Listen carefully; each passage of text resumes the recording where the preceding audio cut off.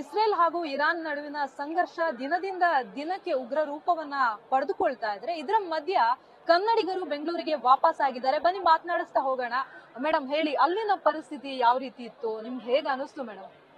Madam, ಅಲ್ಲೇ ನಾವೇನಿಲ್ಲಿ BPAC 2025 ಡೆಲಿಗೇಷನ್ಗೆ ಹೋಗಿದ್ವಿ. ನಮ್ದು ಸ್ಟಡಿ ಟೂರ್ ಎಲ್ಲ ತುಂಬಾ ಚೆನ್ನಾಗಾಯ್ತು. ನಾವೇನ್ ಹೊರಡಬೇಕು ಅನ್ನೋ ಟೈಮಲ್ಲಿ ಈ ತರ ವಾರ ಪ್ರಕಟಣ ಆಗಿತ್ತು. ಸೊ ಅಲ್ಲಿಂದ ಪರಿಸ್ಥಿತಿ ನೋಡಿದ್ರೆ ಅಲ್ಲಿಂದ ಜನ ಹೆಂಗೆ ಅವರು ಡೈಲಿ ಅವ್ರಿಗೆ ಒಂದು ಅಭ್ಯಾಸ, ನಾವೊಂದು 4-5 ಡೇಸ್ಗೆ ನಮ್ಗೆ ಇದೊಂದು ತುಂಬಾ ಏನು ಕಷ್ಟ ಅನ್ಸುತ್ತೆ. ಅಲ್ಲಿಂದ ಹೆಂಗೆ ನಾವು ಇಲ್ಲಿ ಬರ್ಬೇಕು ಅನ್ನೋದು ಇತ್ತು. ಆದ್ರೆ ಅಲ್ಲಿಂದ ಜನರಿಗೆ ಅದೊಂದು ಅಭ್ಯಾಸ ಆಗ್ಬಿಟ್ಟಿದೆ. ಅವರು ಸೈರಿನ್ ಹೊಡೆದ್ರೆ ಬಂಕರ್ಗೆ ಹೋಗೋದು, ಎಲ್ಲ ಕಡೆ ಶೆಲ್ಟರ್ ಮಾಡಿ ಇರ್ತಾರೆ, ಅಲ್ಲಿಗೆ ಹೋಗ್ತಾರೆ. ಮತ್ತೆ ಸೈರಿನ್ ಇದಾದ್ಮೇಲೆ ಮಾರ್ನಿಂಗ್ ನೋಡಿದ್ರೆ ಆಸ್ ಯೂಶುವಲ್ ಅವರು ಸ್ವಿಮ್ಮಿಂಗ್ ಮಾಡೋದು, ಅವ್ರ ಪಾಡಿಗೆ ಏನು ನಡೆದಿಲ್ವೇನೋ ಅನ್ನೋ ಮಟ್ಟಿಗೆ ಅವ್ರ ಆಸ್ ಯೂಶುವಲ್ ರೊಟೀನ್ ಲೈಫ್ ಏನಿದೆಯೋ ಅದೇ ತರ ಇರ್ತಾರೆ. ಸೊ ಅದನ್ನ ನೋಡಿ ನಾವು ಕಲಿಯಂತದಿತ್ತು. ಅವರು ದೇಶಕ್ಕೋಸ್ಕರ ಮನೆಯಲ್ಲಿ ಒಬ್ರು ಅಂತೂ ಆರ್ಮಿಗೆ ಹೋಗ್ತಾರೆ, ಆದ್ರ ಮನೆಯಲ್ಲಿ ಇರೋರು ಯಾರಾದ್ರೂ ಒಬ್ರು ಕೂಡ ಪ್ರಾಣ ಕೊಟ್ಟಿರೋರಾಗಿ ಇರ್ತಾರೆ ಅಲ್ಲಿ. ಸೊ ತುಂಬಾ ದೇಶಭಕ್ತರಾಗಿದ್ದಾರೆ. ಅದನ್ನ ನೋಡಿ ನಮ್ಗೆ ತುಂಬಾ ಆಶ್ಚರ್ಯ ಕೂಡ ಆಯ್ತು. ನಮಗೇನು ಅಂತಂದ್ರೆ ಇಲ್ಲಿ ನಮ್ಮ ಫ್ಯಾಮಿಲಿ ನಾವು ಅಲ್ಲಿ ಸೇಫ್ ಆಗಿ ಇದ್ವಿ, ತುಂಬಾ ಸೇಫ್ ಆಗಿದ್ವಿ.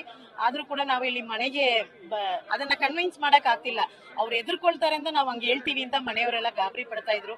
ಆದ್ರೆ ಇಸ್ರೇಲ್ ಕನ್ಸುಲೇಟ್ ಅವರು ನಾವು ಗೆಸ್ಟ್ ಆಗಿ ಅಲ್ಲಿ ಹೋಗಿದ್ರಿಂದ ನಮ್ಗೆ ತುಂಬಾನೇ ಒಂದು ಡೇ 1 ಹೆಂಗ್ ಟ್ರೀಟ್ ಮಾಡಿದ್ರು, ಇಲ್ಲಿ ಬರೋದಂಕ ಇಲ್ಲಿ ಬ್ಯಾಂಗ್ಳೂರ್ ತಲುಪ ಅವರು ಇದೇ ರೀತಿಯಲ್ಲಿ ಕಳಿಸ್ಕೊಟ್ಟಿದ್ದಾರೆ. ಇಲ್ಲಿ ತನಕ ಅದೇ ರೀತಿ ನಡ್ಕೊಂಡು ಇದು ಮಾಡಿದ್ದಾರೆ. ಮತ್ತೆ ಇಂಡಿಯನ್ ಎಂಬಸಿ ಅವರು ಕೂಡ ತುಂಬಾ ಸಪೋರ್ಟ್ ಮಾಡಿದ್ದಾರೆ. ಮತ್ತೆ ನಮ್ಗೆ ಸನ್ಮಾನ್ಯ ಕುಮಾರಸ್ವಾಮಿ ಅವರು ಕೂಡ ವಿಡಿಯೋ ಕಾಲ್ ಅಲ್ಲಿ ಮಾತಾಡಿದ್ರು.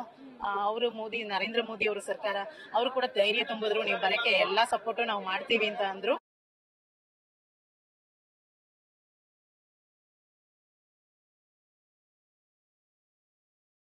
ನಮ್ಮ ಇಸ್ರೇಲ್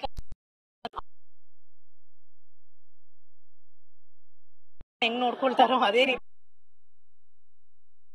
ಬಿಟ್ಟು ಹೋಗಂತ ಅಗತ್ಯ ಇರ್ಲಿಲ್ಲ. ಅವರು ಅಲ್ಲೇ ಕಳ್ಸ್ಕೊಡ್ಬೋದಿತ್ತು. ನಮ್ಗೆ ಜಾರ್ಡನ್ ತನಕ ಬೈ ರೋಡ್ ಕರ್ಕೊಂಡ್ಬಂದು ಅಲ್ಲಿ ಬಾರ್ಡರ್ ದಾಟೋ ತನಕ ಜೊತೆಗೆ ಇದ್ದು ನಮ್ಮನ್ನ ಸೇಫ್ ಆಗಿ ನೆಕ್ಸ್ಟ್ ನಾವು ಹೋಗೋದಕ್ಕೆ ಎಲ್ಲಾ ವ್ಯವಸ್ಥೆಯನ್ನು ಮಾಡ್ಕೊಟ್ಟಿದ್ರು. ಸೊ ಅವ್ರನ್ನು ನೆನ್ಸ್ಕೋಬೇಕು. ಅದೇ ರೀತಿ ನಮ್ಮ ಗವರ್ಮೆಂಟ್ ಕರ್ನಾಟಕ ಅವರು ಕೂಡ ಸಹಕಾರ ಕೊಟ್ಟಿದ್ದಾರೆ. ಒಂದು ತುಂಬಾ ಒಂದು ಎಕ್ಸ್ಪೀರಿಯನ್ಸ್, ನಾವು ಸ್ಟಡಿ ಟೂರ್ಗೆ ಜೊತೆಗೆ ಇನ್ನೊಂದು ಎಕ್ಸ್ಪೀರಿಯನ್ಸ್ ಆಯ್ತು ನಮ್ಗೆ. ಧನ್ಯವಾದಗಳು. Thank you. ಜಯಲಕ್ಷ್ಮಿ ಕಾರ್ತಿಕ್. ಇದಿಷ್ಟು ಇಸ್ರೇಲ್ನಿಂದ ವಾಪಸ್ ಬಂದಂತಹ ಜಯಲಕ್ಷ್ಮಿ ಅವರ ಮಾತು. ಕ್ಯಾಮರಾ ಪರ್ಸನ್ ರಘು ಜೊತೆ ಅಂಕಿತಾರೆ, news first Bengaluru. News first ನಿರ್ಭೀತಿಯಿಂದ ನಿಮ್ಮ ಪರವಾಗಿ.